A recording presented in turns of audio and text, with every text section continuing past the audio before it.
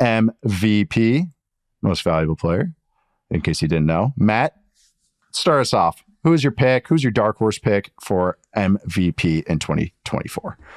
I'm going CJ Stroud as my pick for MVP. I just think this offense is set up to light the league on fire this year. The personnel is so good from a pass catching standpoint. You know, not only are they really good at the top at wide receiver, I actually think they're pretty deep in the receiver room as well. Yeah. They could, hopefully not, but they could lose one of those guys to injuries. John Mechie. Yeah, and like throw John Mechie out there. Xavier Hutchinson's still on this roster. Like Robert Woods is weirdly still on this roster. Is he just around for vibes and veteran leadership and to block every now and again? Udonis Haslam a little bit. You know, he's got a little bit of that going on right now. Like just check Stephon Diggs every now and again. If he's complaining about targets, I don't know what he's there for, but he is still on this roster. So they're rather deep at receiver. Even Dalton Schultz is like a forgotten man on this offense, but he's perfectly fine starting the Kirk tight Cousins end in the of league. Tight ends. Yeah, great way of saying it. He's the Kirk Cousins of tight end. The Cowboys have kind of majored in the Kirk Cousins of tight ends of late, but he's been able to go to Houston and carry over some of that production there as well.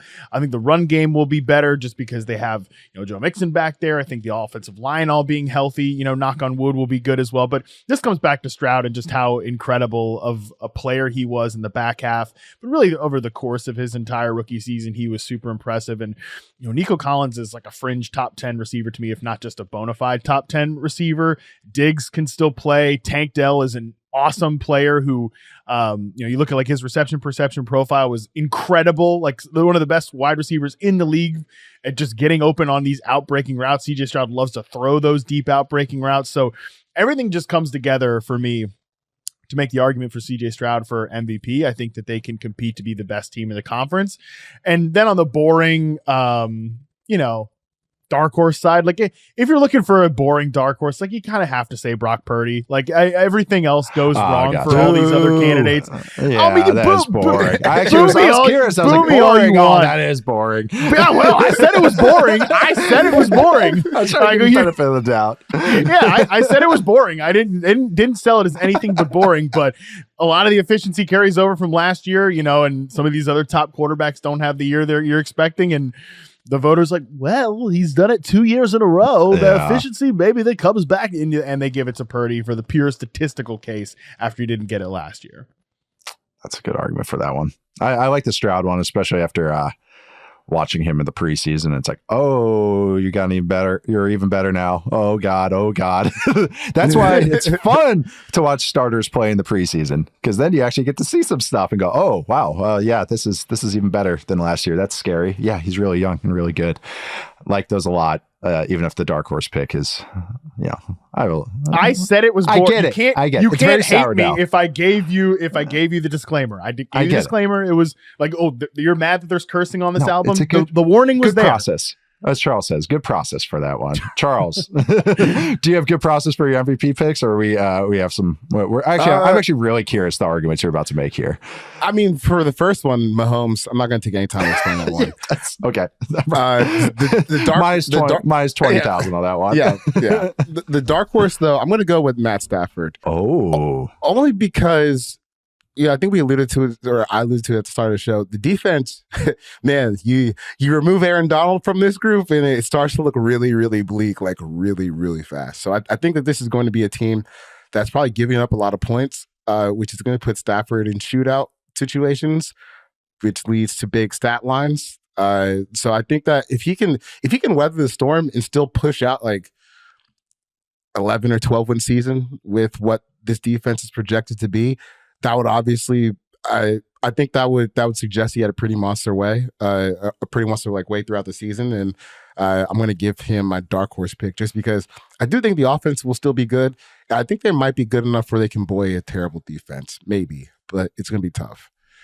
I like the argument that the defense is so bad juices up the passing numbers. So it's like, no, that's I watched the Falcons for 10 years.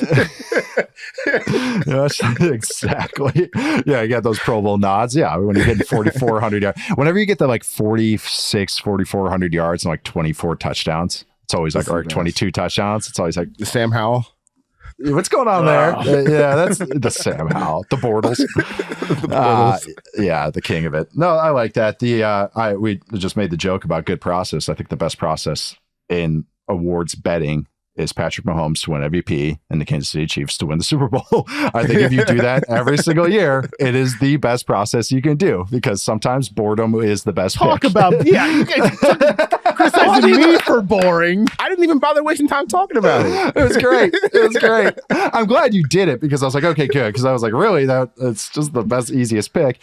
I am not original. I'm just going to carry over my one from last year, which is Josh Allen at plus 850. Because again, narrative in the head. Even if I think he's the second best player, this is more though like, wow, he is throwing safer and making better decisions.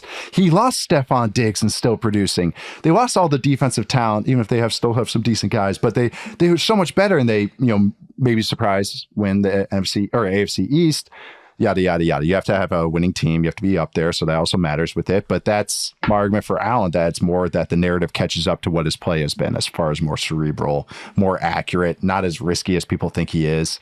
And just a supernova dragon, writer metaphor I want to use here. But that's what I'm going with, Josh Allen. But dark horse, which I've hinted at 40 times, can't change now. Anthony Richardson at plus 2,800. That's a classic second-year quarterback, new name, new face of the NFL narrative. Colts are a surprise team. The offense does go top 5 like I think they do. The defense is a little better, so they're a better team overall. He has fantasy numbers to back it up. He has the real football stuff that we geek out over. So just like the Steichen argument, that's carrying over the Richardson thing for me as well as my dark horse pick. It might be a year early, maybe 2 years early, might be forever early on this one, but I maybe a little narrative for Richardson this year. All right.